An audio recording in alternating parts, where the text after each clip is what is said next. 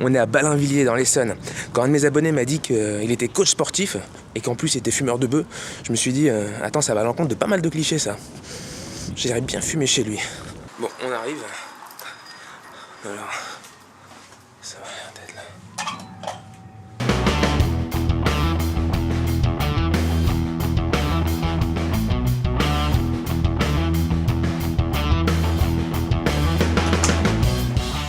Et ça ouvre, on est parti, 16 minutes 20. Salut mon gars, ça va? Et toi? Cool, merci de m'accueillir. Pas de soucis, rentre. Mortel. Ok. On s'installe là? Ouais, installe-toi. Ouais. Magnifique. Si t'as un briquet, c'est moi. Ah, il y a un briquet déjà. Magnifique. Hop, on installe ça. Petites olives, petites chips, on va être bien. Ça va, t'as passé une bonne matinée? Bah écoute, ça va, Marco, et toi? Ça va plutôt bien. Ouais. T'as récupéré ta soirée d'hier, j'ai vu que t'avais fait un live. Ouais, on s'est bien mis. Pose-toi à côté de WAM. Yes. On va être tout proche, tout près. Bim. Et bah, on est pas mal là. Attends. On installe ça comme il faut. Ok, donc coach sportif qui fume. Je me suis dit, c'est vraiment. Ça va au-delà des tours. Mais il y a beaucoup de sportifs qui fument. Bah, moi, si je réfléchis depuis que je suis coach, combien de collègues j'ai eu, ouais, t'en as facile, en prenant bas, 1 sur 2, t'en as au moins 1 sur 2 qui fume. 1 sur 2? Ouais, minimum. C'est énorme. Minimum, je pense que ça. Là, déjà, je t'ai préparé. Alors, ça nous vient de chez Wanted Seeds. C'est de la Clean and Sour. J'ai fumé un Californien là-dessus. Il m'a dit c'est la bœuf du démon. C'est bien, il va mettre. Donc, toi, c'est LVL Coach. Hein, ouais, LVL Coach, exactement.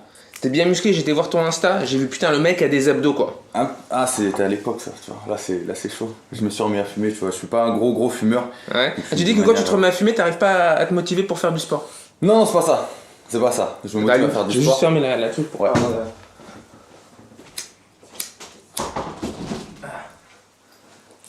Le souci c'est que tu connais quand tu fumes, ouais. Les histoires de diète, tout ça, c'est pas possible. Quand ah ouais, c'est vrai? Ah ouais, quand t'as la fonce c'est chaud. Et moi, j'arrive à ne pas trop avoir la dalle. Faut vraiment que je fume vraiment fort, quoi. Et encore. Moi, je sais pas si. Déjà, c'est dur, tu vois, quand tu fumes pas. Donc, c'est ça le truc, c'est la diète, ouais. C'est chaud. Déjà, c'est dur. Donc, alors, si tu fumes, non. T'es en manque de sucre, là, tu pètes une pile, ça y est, c'est n'importe quoi. Tu fais du mélange de tout ce que t'as dans ton frigo, tu connais. Ok, mais tu t'es déjà entraîné en étant défoncé? Alors moi non, en fait, moi j'ai ouvert ma boîte là il y a 6 mois avec 2 associés.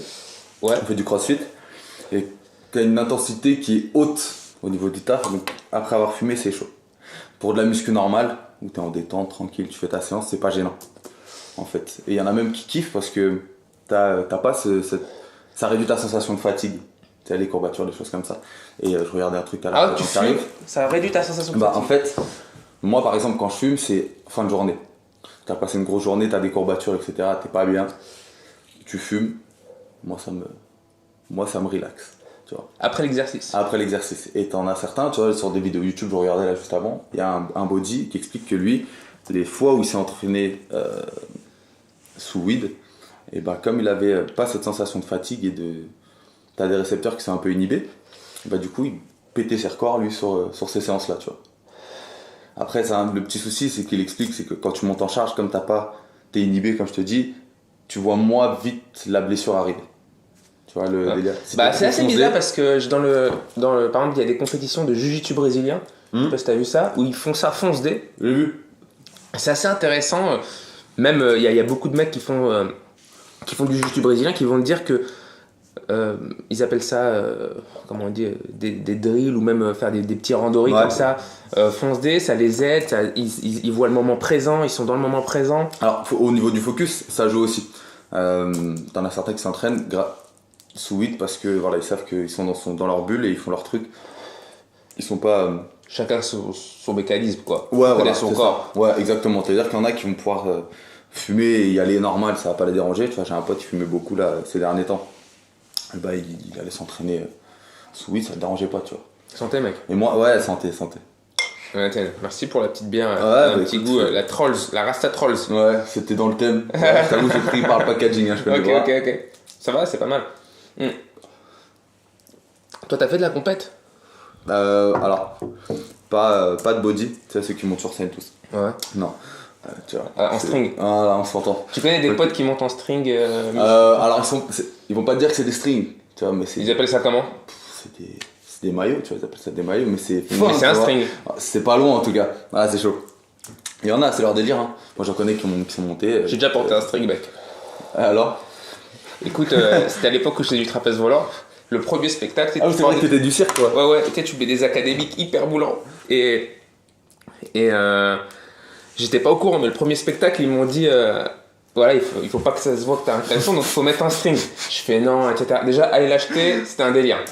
J'ai trouvé un string pour T'avais quel âge là? Là, j'avais 23 ans.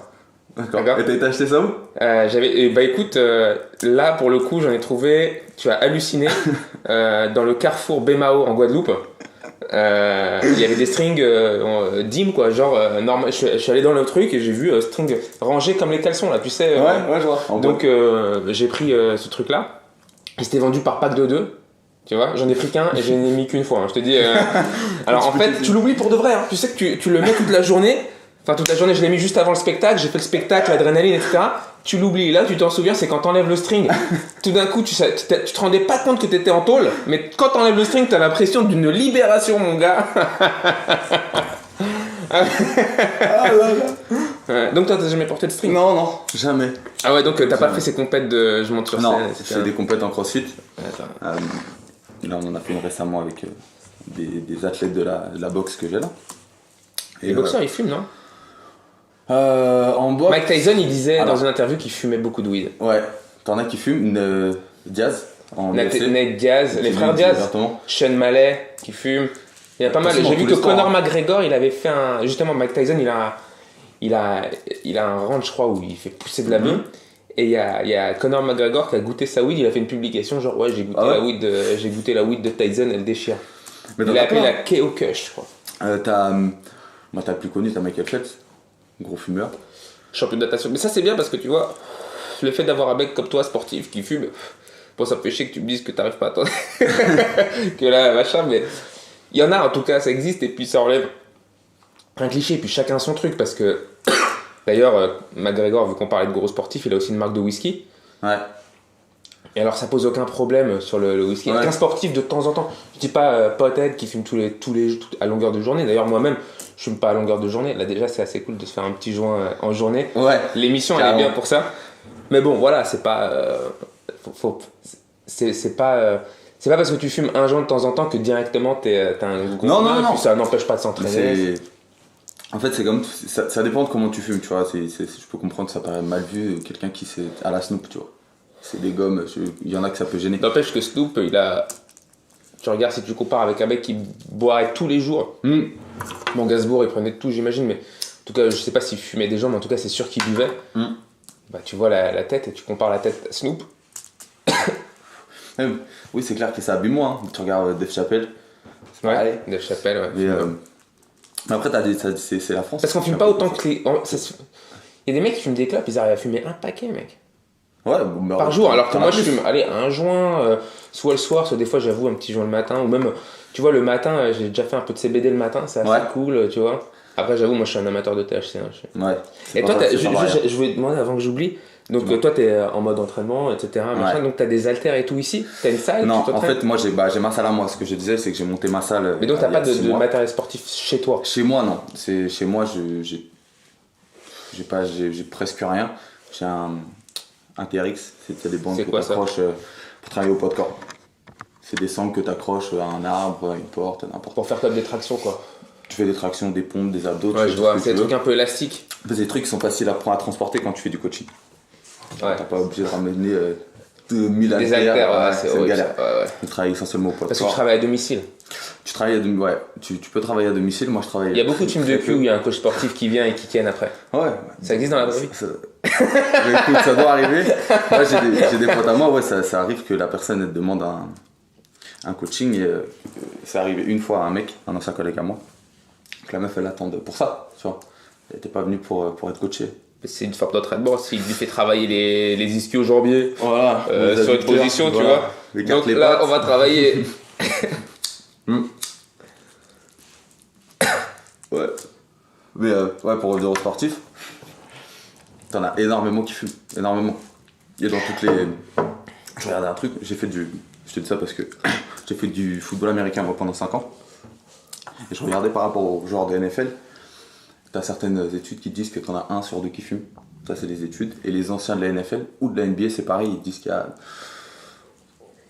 80% de la ligue qui fume. Waouh, tu vois. C'est un gros chiffre, 80%. Et ouais, c'est énorme. Ils te parlent des joueurs, ils te parlent des disques. Mais justement, je crois que l'USADA, donc qui est le truc de l'organisation chargée de réglementer le dopage des sportifs aux États-Unis, apparemment ils vont commencer à faire quelques cas exceptionnels, genre pour la weed.